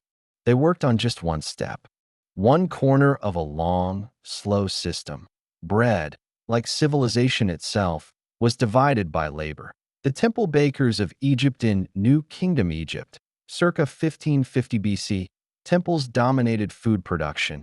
They owned grain fields, granaries, mills, bakeries inside these temples. Workers followed ritual calendars. They ground flour in teams, mixed dough in troughs, baked in rows of clay ovens. Each worker had a title: Keenmet, the mixer Shepset, the shaper Nejum. The oven tender wages were paid in bread and beer, not coins. These baker priests lived modestly, but carried the burden of ritual. Mistaken bread shape, in baking time, in offering schedule, could offend the gods. Even in simple dough, there was pressure. Slaves in the Roman bakeries in the Roman Empire, bread production scaled up dramatically. The city of Rome, home to over 1 million people by the 2nd century CE, required daily bread. For citizens and soldiers to feed this appetite, massive industrial bakeries emerged, and inside them, slaves. Many Roman bakeries were operated by enslaved men and women. They carried grain-operated rotary mills, mixed dough in giant vats, tended deep ovens, shoveled coals, packaged loaves. It was hard labor. Hot, dirty, repetitive. Some of these slaves, if freed, became freedmen and even opened their own bakeries. A rare path to status. One such man, Marcus Virgilius Eurysaces, was a freed baker who became wealthy enough to build a mausoleum that still stands in Rome. His tomb is shaped like a giant oven. Its reliefs show men baking, stacking, grinding. A final tribute to the work that raised him. The guilds of medieval Europe. By the High Middle Ages, baking was no longer just a household task or temple duty. It was a profession. Cities like Paris, London, and Florence had bakers' guilds, regulated organizations that controlled prices, loaf sizes, ingredients, training, working hours. To become a baker, one had to serve as an apprentice, work as a journeyman, eventually open a shop, if allowed. These guilds were powerful. They ensured quality. They kept outsiders out, but they also created class divisions. Master bakers were respected, and wealthy journeymen had no ovens of their own. Apprentices worked long hours, slept on flour sacks. The bread they made was sold, but rarely eaten by them. Bread as a social divider. The type of bread you ate revealed your social status. White bread, finely sifted flour, soft crumb, often flavored with milk or honey, reserved for elites. Brown bread, coarser grain, more bran, darker crust, for merchants and townsfolk. Rye or oat bread, dense, heavy, often sour, the food of peasants. Maslin bread, a mix of wheat and rye, a compromise for the working class. The poor didn't just eat worse bread. They ate less of it. Sometimes moldy, sometimes made with filler, bark, beans, even ground bones. In times of famine. To eat fresh, white bread was to be visible, respected. To eat black crusts was to be forgotten. Bread engendered labor in many societies, especially rural ones. Women were the primary bakers. They woke before dawn, mixed dough, while children slept, managed the fire, watched the rise, walked to communal ovens, returned with heavy loaves. They did this while nursing infants, preparing other meals, mending clothes, and they were rarely paid, rarely praised, rarely remembered. Yet without their labor, the fields would not have mattered. Grain unground is still a seed. Revolts and riots. When bread disappeared, people revolted. In ancient Rome, a shortage of bread could lead to street riots. Emperors who failed to provide grain lost public support quickly. In 18th century France, when bread prices soared, thousands of women marched to Versailles in 1789. They carried loaves on sticks, shouting, "Give us bread." Bread riots were common across Europe during times of scarcity. England's corn laws, Ireland's potato failures, Russia's bread lines. Before revolution, bread wasn't just food. It was justice, or the lack of it. The invisible hands in every great city, in every time period, somewhere in the dark, someone was already awake. Hands in dough, flour on the floor, heat building in a quiet oven. These were the bakers, the feeders, the anonymous laborers of civilization. Their names are lost, but their work fed generals, kings, emperors. Crumbs of class bread left trails, crumbs on tables, ashes in ovens, dust in lungs, but also stories of struggle, trade, identity, division, resilience. Bread has always revealed who works And who eats? You can rest now. Let the sounds of grinding fade. Let the ovens cool. Let the workers sit, at last, beneath the rising moon. Somewhere, bread is rising. Somewhere, someone is folding dough with weary hands. And somewhere, a child eats a crust, unaware of the history in every bite. Sleep in peace. The bakers have fed the world, and they are still at work. Bread feeds the body. That much is obvious. But long before it became an everyday food, before it was sliced and buttered or stuffed with meats and cheeses, bread fed something else, the soul, the divine, the mystery of the unseen. In temples and shrines, before statues and altars, across stone floors and under sacred skies, bread was offered not to people, but to gods, not eaten, but presented, not baked for hunger, but for hope. Tonight, we explore how bread, so humble, so earthly, rose to become sacred, not in flavor, but in meaning. Why bread? Bread is ordinary. But in its ordinariness lies its power. It is made by human hands, grown from the earth, transformed by fire, shared with others. What better symbol for life itself?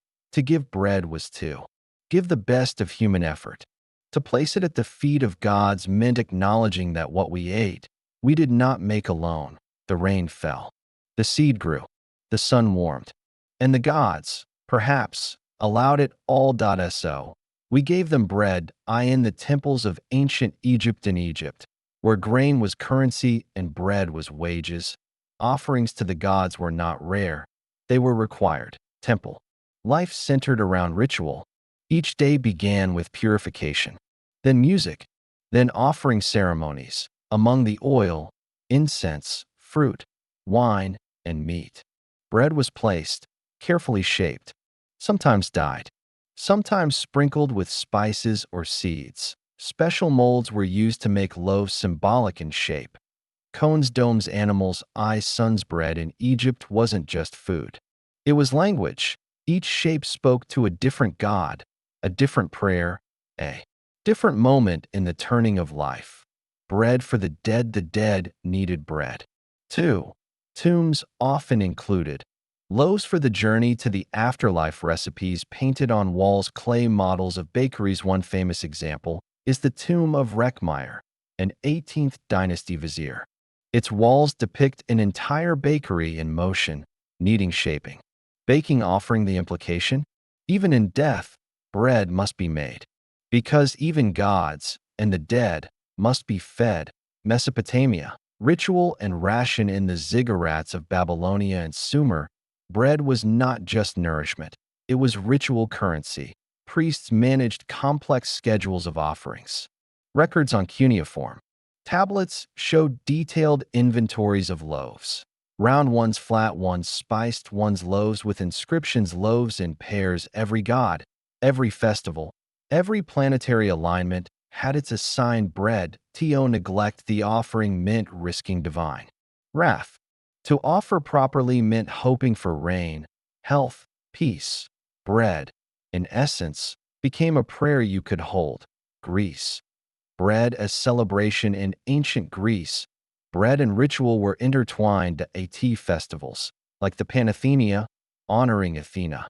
Special loaves were baked with fine barley and olive oil. During Thesmophoria, a women's festival for Demeter, goddess of grain and fertility, loaves were buried in pits and later recovered as part of the renewal rites.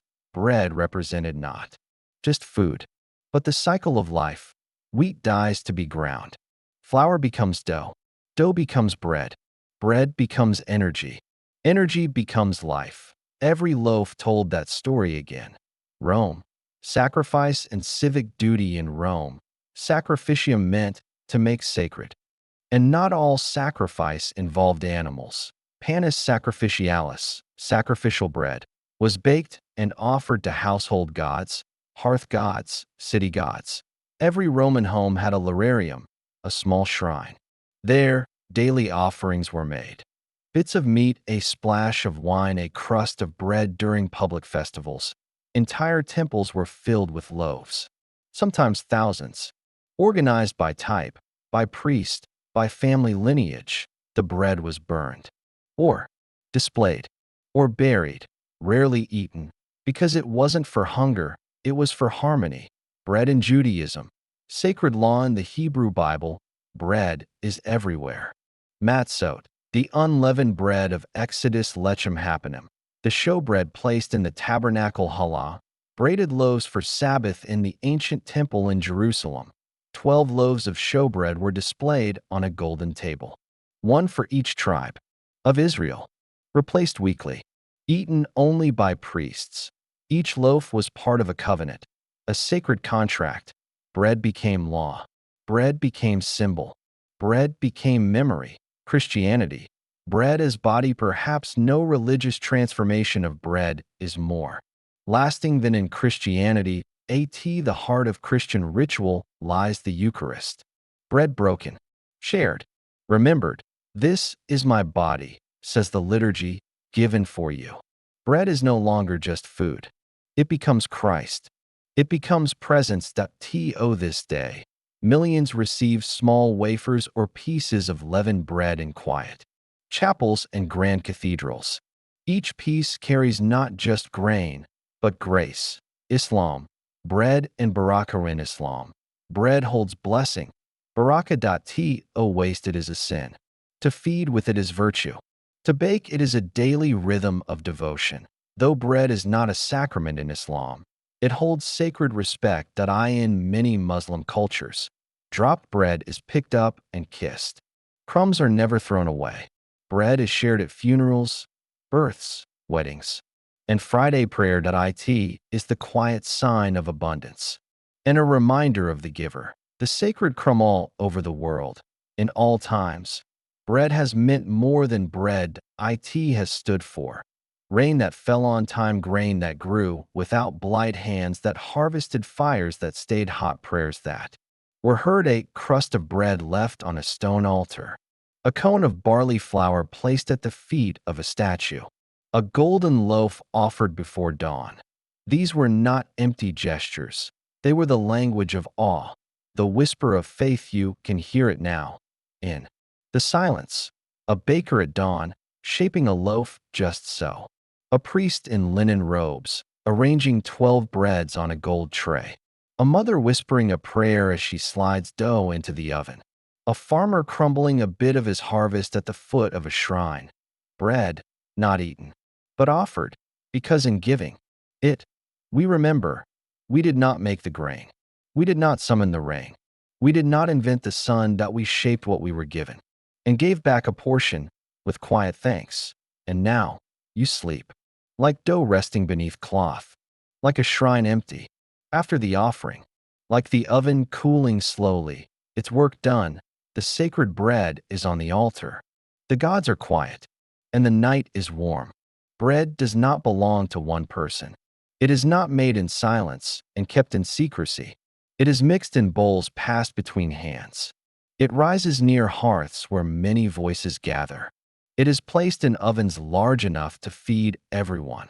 Tonight, we step into the communal oven, a quiet, glowing chamber where bread baked not just for survival, but for togetherness, where warmth wasn't just from fire, but from each other. We move past the fields, past the grinding stones, past the sleepy sourdough starters resting in their clay jars, and arrive at the heart of ancient life, the oven that fed a village. A world before private kitchens once.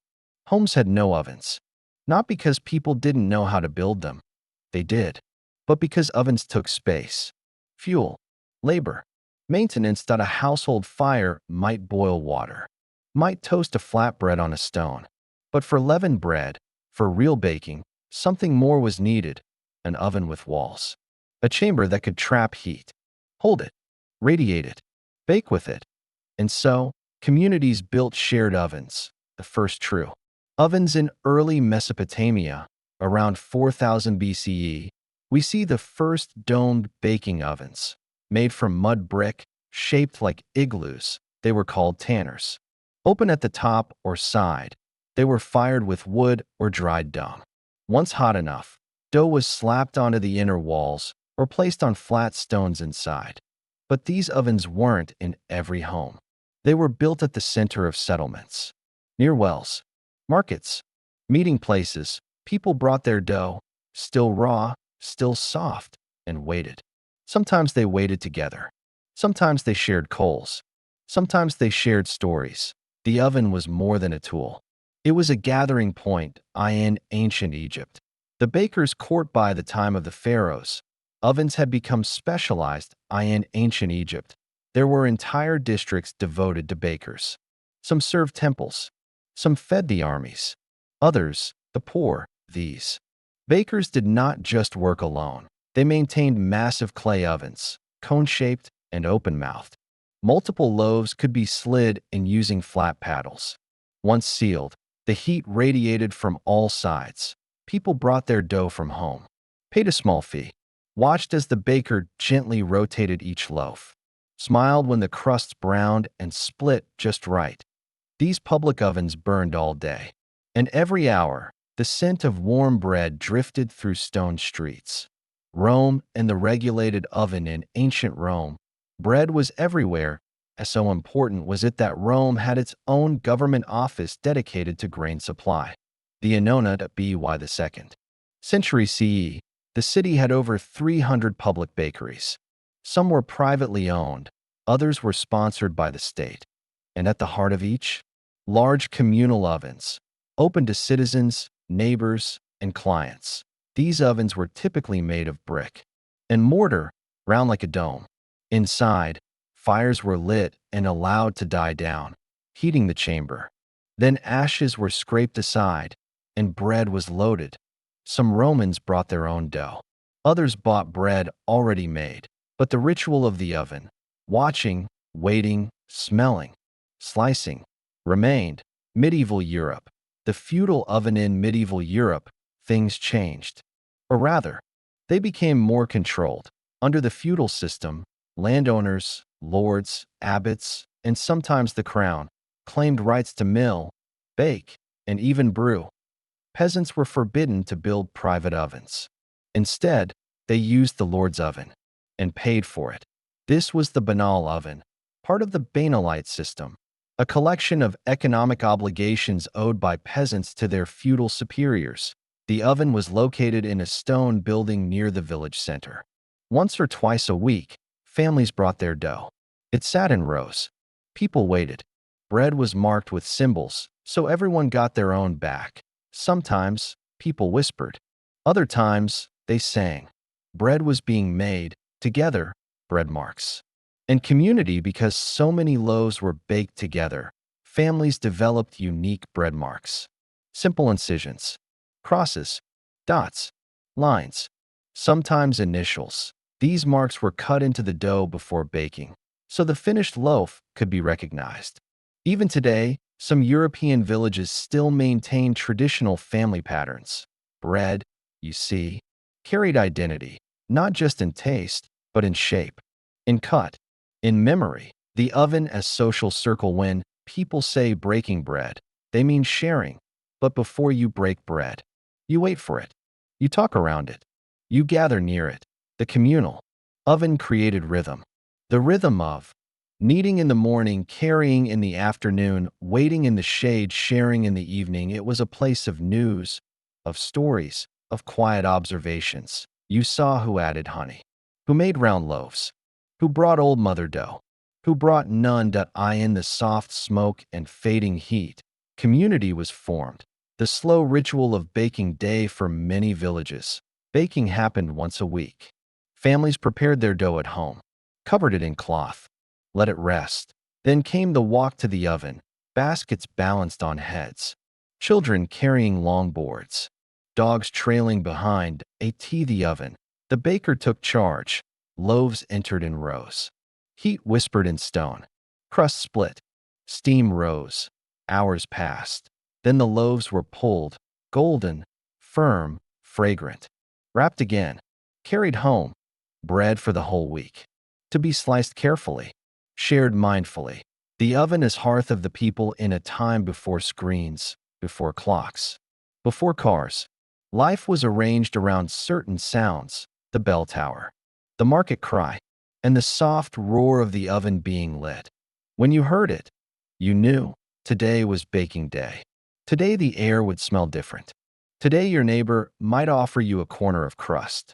Ovens were more than tools. They were symbols. They meant warmth. They meant nourishment. They meant life, fading fires, lasting warmth as modernity crept in. Gas ovens, electric heat, home appliances, the communal oven began to vanish, but in some places, it remains that in southern France, in remote parts of Portugal, in villages in Armenia and Georgia, you can still find the shared hearth. A brick structure, a dusty pathway, the scent of flour and wood smoke. Even today, people wait there, dough in hand, eyes soft. Bread takes time, but that time is never wasted. So now, as the fire crackles low, as the last loaves are pulled from the dark chamber of the oven, as villagers wrap their arms around warm baskets and walk back into dusk, you too can rest, imagining the glow of a clay oven in some distant place, the quiet hands of a baker, the gentle conversation of neighbors waiting their turn. This is where history is baked, not in war, not in gold, but in the soft crackle of crust beneath an ancient roof. Sleep well. The bread is done. Bread was once flat, hard, dense, and heavy, more like a cracker, really, or a stone you could chew. But then something happened, something quiet, something strange. One day, someone left their dough out a little too long. It sat, it rested, it changed. When it baked, it rose. And suddenly, bread had air. It was lighter, softer. New. In this sleepy chapter, we gently enter the dreamy, fragrant world of leavening, of mysterious bubbles, of fermentation, of dough that breathes. What is leavening? To leaven means to lift, to make rise, to add air, to puff up, to expand. Flatbread is ancient. Leavened bread? That's a miracle. And it's not done by force, but by life, tiny, invisible organisms. Wild yeast, helpful bacteria. These float through the air, live on our hands, hide in flour and water. When you mix flour and water and let it sit, these organisms come. They feast on starches. They burp out gas. And your dough, quietly, gently, swells. That it's not magic. It's biology. But to the ancients, it was wonder. The accidental discovery. Historians believe that leavened bread was discovered accidentally. Some say it happened in ancient Egypt, perhaps as early as 3000 BCE. A baker left dough out in the sun too long. It fermented. They baked it anyway. And when it came out, it was different. It had bubbles. It had softness. It had life. From that point on, bread was never the same. Egyptian bread and the birth of baking science. Ancient Egypt became a center of bread innovation.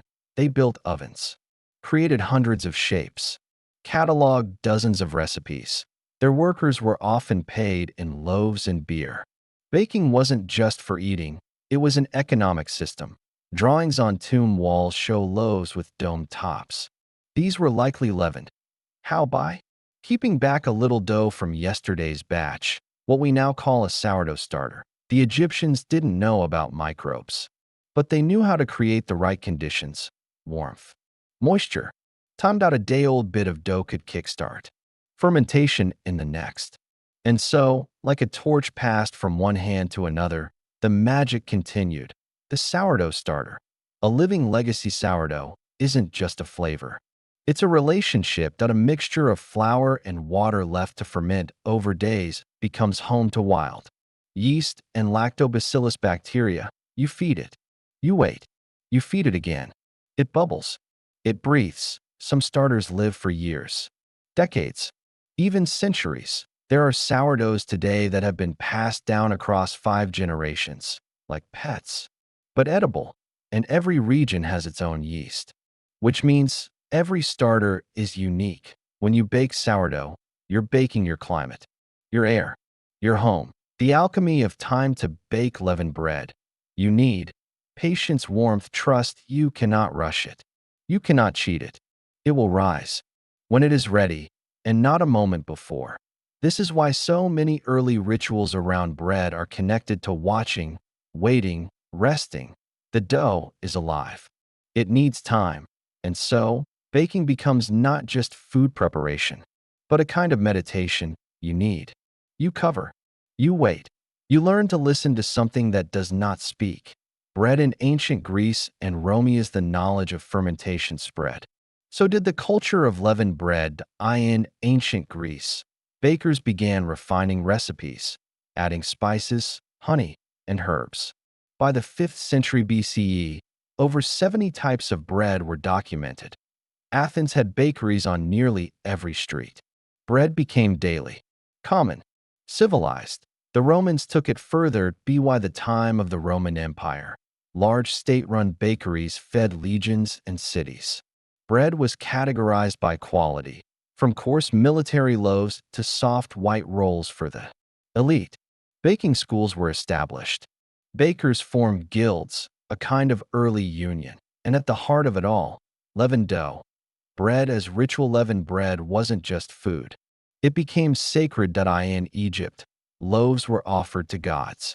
In Greece, round breads symbolized the moon. In Rome, priests broke bread during feasts. Later, in Christianity, bread took on divine meaning. The body, they said, broken for you. It rose in the oven. And in the spirit, to bake bread was to touch something eternal. The rise of flavor. Fermentation doesn't just change texture, it changes flavor. Unleavened bread is dense, simple, but leavened bread, it is sour. It is rich. It is complex. Bubbles make crusts crackle. Gas forms air pockets. Enzymes release sugars. A simple mix of flour, water, and air becomes something warm, something nourishing, something you remember. Even today, many of us find comfort in the smell of bread. We don't know why, but something deep inside us does. Maybe it remembers. The sleep of Dodo sleeps, too.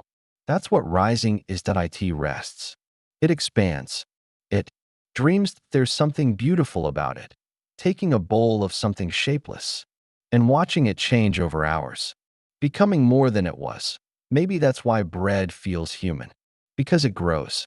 Because it breathes. Because it rises, like we do. The quiet miracle. So many things in history were loud. Wars, kings, conquests, but this, this was silent. A whisper in a bowl, a bubble in the dark, a soft dome under a cloth. And yet, it reshaped the world. Leavening taught humans to wait, to trust invisible forces, to believe in transformation. Bread became more than sustenance. It became a symbol. Of change, of process, of patience. You close your eyes now, and maybe you picture a clay bowl, somewhere in a stone room, with warm air drifting in through a small window, a lump of dough resting quietly under a linen cloth. It rises, not because someone demands it, but because it knows how. That's what bread does. It rises, and so do we. Long before factories, before machines clanked and chimneys belched steam, there was a different kind of industry. It was slower, dustier, quieter, and it began with a stone and a seed. To eat bread, you need grain.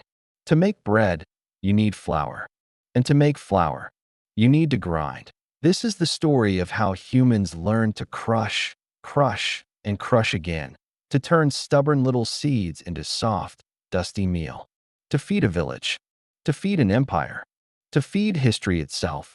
The crushing truth. Grains don't give up easily. They are protected by husks, wrapped in bran, filled with dense starch. You cannot chew your way through them efficiently. You cannot simply soak them. To release their energy, you must break them down. That means friction. That means grinding. And so, early humans invented one of the most important, yet overlooked, tools in all of history: the corn stone, the saddle quern. An ancient tool. The earliest mills were nothing like windmills or water wheels. They were two stones, one flat, heavy base, one smaller, handheld stone. The user, usually kneeling or crouched, would rub the top stone back and forth across the grain, crushing it between the surfaces. It was slow, It was laborious, and it worked. This was the saddle quern, in use as early as 8000 BCE, maybe even earlier. Archaeologists have found querns in settlements all across the Levant, Anatolia, and Mesopotamia, smooth, worn from generations of grinding. As if time itself had passed over them, again and again. The sounds of the grind, imagine it, early morning. A hut, a small fire. The rhythmic sound of stone on stone, back and forth. Back and forth, soft thuds. A faint hiss of dust. The occasional scrape, not loud, but steady, like a lullaby of labor. Every home, every village, grinding just enough to bake for the day. No storage, no surplus, just enough. Grinding wasn't optional. It was daily, and often done by women. Knees on the floor, shoulders aching, palms pushing forward and back, hour after hour. Day after day, the first bakers were also the first millers, and they worked without praise. The hand of the grinder skeletons from ancient burial sites tell quiet stories. Archaeologists have studied the bones of women in early agrarian societies and found something unusual. Their shoulders were overdeveloped, their elbows worn, their knees damaged from years of pressure. These were not warriors, not builders, not hunters. They were grinders, milling grain every day for a lifetime. Their bodies tell the tale. Bread required sacrifice. The rise of the rotary quern over time. People improved their technique. Sometime around 500 BCE, in Celtic Europe, a new invention emerged, the rotary quern. Instead of back and forth grinding, the upper stone rotated in a circle. This allowed for more efficient milling, less labor. Per amount of flour, the rotary quern spread throughout Europe. A quiet revolution in kitchens and huts, still human-powered, still slow, but a little better. Progress in circles. Literally, flour for the few in early civilizations. Egypt, Sumer, Babylon. Flour became a symbol of class. The finest flour, milled multiple times, soft and white, was reserved for priests. Nobles, rulers, the poor got coarser grain. More bran, more grit. In fact, in some ancient bread samples, archaeologists found sand. Why? Because grinding between stones often shed flakes of rock into the flour. People literally ate stone, and it wore down their teeth. The price of bread wasn't just time. It was enamel. State-controlled mills. As cities grew, grinding became more than a household chore. Governments took interest. Temples too. In ancient Mesopotamia, some temples employed dozens of millers. In Rome, state-run bakeries and mills churned out daily bread for thousands, often for soldiers and citizens alike. These weren't cozy cottages. They were early factories, long rows of quern slaves or workers sweating over each one. Grain rationed, weighed, inspected, flour bagged, and distributed. It wasn't just food. It was policy. It was infrastructure. Bread needed flour, and flour required control. Water power. The next step. By the 1st century BCE, a new idea emerged, beautiful in its simplicity. What if water could turn the mill? Thus came the watermill, first in Greece and Rome, then spreading through Europe, Persia, China, and beyond. Now the stones didn't need your hands. They needed only a river, a stream, a wheel. Water turned the gear. The gear turned the stone, and grain became flour, faster than ever before. This was the beginning of automation. The grinder no longer had to suffer. The river could work instead. Monasteries and the quiet power of flour in medieval Europe. Many mills were built by monasteries, quiet places, holy places, self-sufficient places. Monks grew their own grain, milled it in stone towers, baked bread for their brothers and for the poor. In the silence of these monasteries, you could hear the turning of gears, the creaking of wood, the soft hiss of falling grain. God's work. By water wheel, milling as monopoly over time, flour became big business. In feudal Europe, lords controlled the mills. If you were a peasant, you couldn't just grind your own grain. You had to use the Lord's mill and pay for the privilege. Often, this milling tax was a portion of your flour, sometimes as much as a third. It wasn't fair, but it was enforced. The control of flour meant control of food, and control of food meant power. Bread, once simple, had become political. The whisper of flour is quiet. It floats in air. It covers hands, clothes, and tables. It does not shout, but it spreads. A miller walks into town. You know him by the dust. A baker opens shop. You know by the scent. Flour is everywhere. Once you start looking. In every empire, in every revolution, in every famine, and every feast, before the oven, before the loaf, there was the grind. 1,000 generations pushing stone against seed to make something soft, something good, something shared. You hear it now, don't you?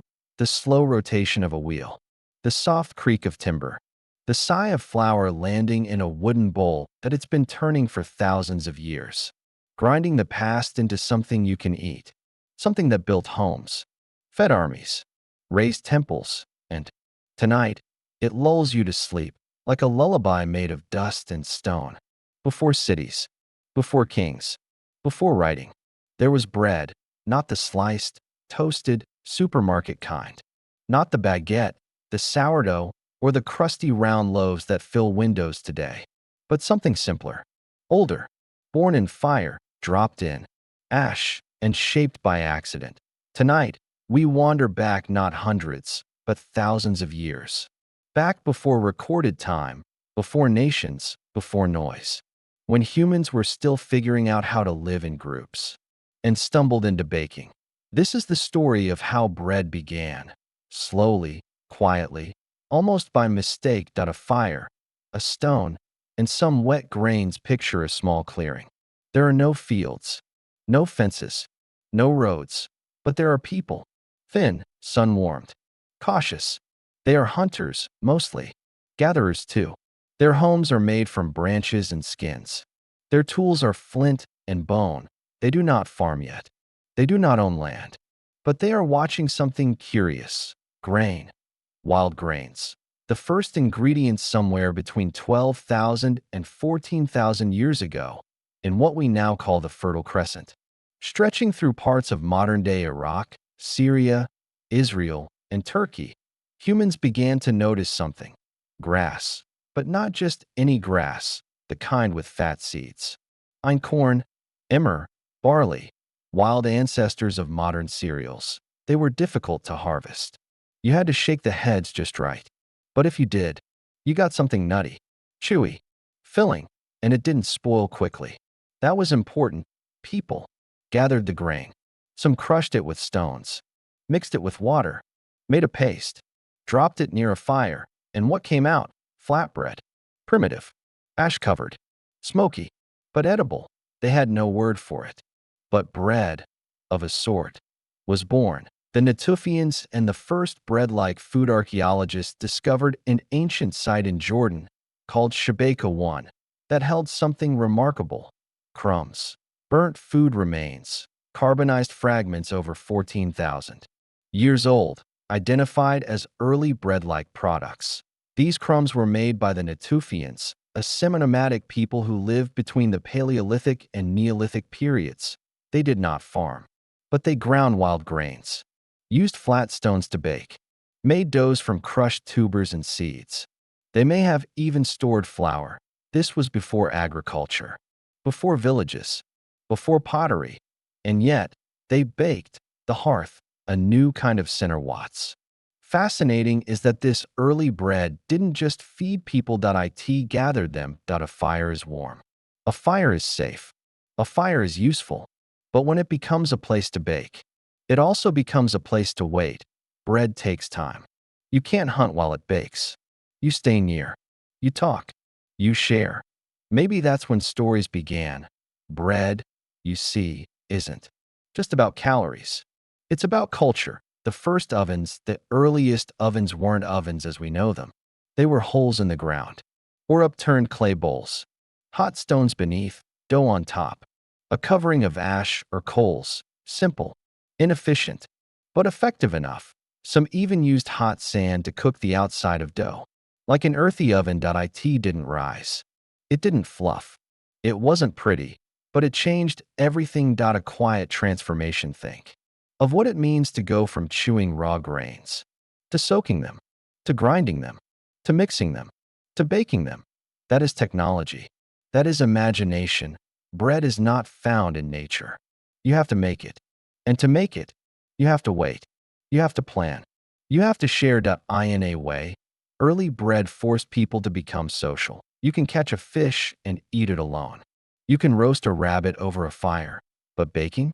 Baking is cooperative. And cooperative people become communities. A soft technology. We often think of early inventions as sharp or loud. Stone axes, spears, fire. But bread is a soft technology. A gentle one. It doesn't slice. It doesn't roar. It just feeds. And because of that, it changed the shape of human life. From foragers to bakers over centuries, those early gatherers began to settle. They learned how to plant the grains they liked. They built tools to grind them faster. They discovered that soaked dough left overnight began to rise. Thanks to wild yeast. That was leavening.